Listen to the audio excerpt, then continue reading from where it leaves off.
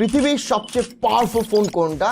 না, যাদের চাইতেছেন তাদের একটাও সেরা 10-এর মাঝে নাই। 10 নম্বরে রয়েছে K19 Pro Max। দেখেন, Xiaomi-র ফ্ল্যাগশিপ ফোনও কিন্তু এই লিস্টে নাই, তবে Redmi K90 Pro Max টা রয়েছে। 9 নম্বরে Honor Wing 3.8 million, almost close two 4 million, এবং Honor থেকে এই জিনিসটা আসলে আমরা আশা করি নাই, এবং Honor-এর আরো কয়েকটা ফোন রয়েছে। 8 নম্বরে OnePlus 15। OnePlus বরাবরই তাদের পারফরম্যান্স অপটিমাইজেশনের জন্য অ্যামেজিং ছিল, এবং রেজাল্টটা আমরা দেখতেই পাচ্ছি। 7 নাম্বার এবং 6 নম্বরে রয়েছে Honor Magic 8 এবং Honor Magic 8 Pro, surprising from Honor। Honor-কে আমরা কখনোই আসলে পারফরম্যান্সের জন্য জানতাম না। 5 নম্বরে রয়েছে আমার company iQOO 15, almost close two 4 million, এবং আমরা জানি আসলে iQOO পারফরম্যান্সের জন্য এভাবে করে ওরা নিজেদেরকে সবসময় গ্রুমিং করে এসেছে এবং রেজাল্ট শোই করছে। 4 নম্বরে Realme GT8 Pro।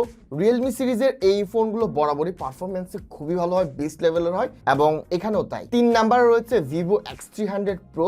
ফাইনালি কোনো ফ্ল্যাগশিপ ক্যামেরাওয়ালা ফোন এই লিস্টে আসতে পেরেছে, এন্ড দ্যাট ইজ Vivo। 2 নম্বরে রয়েছে Red Magic 11 Pro Plus। 10 নম্বরে সেরা পারফরম্যান্সের মাঝে প্রথমবারের মতো একটা গেমিং ফোন উঠে এসেছে। 1 নম্বরে রয়েছে iQOO 15 Ultra। iQOO 15 ছিল 5 নম্বরে, 15 Ultra এসেছে 1 নম্বর পজিশনে। আর কেন সবাই iQOO আজকাল আসলে গেমিং ফোন বলে, দিস ইজ দ্য রিজন। এখন অনেকে এসে কমেন্ট করবে, ভাই আরুজি চিনেন? আরুজি মনে হয় চিনে না, আরুজি কই? দেখেন ভাই, আরুজি নিজেরা আর ফোন বানায় না, that's why sad but true এই লিস্টে নাই।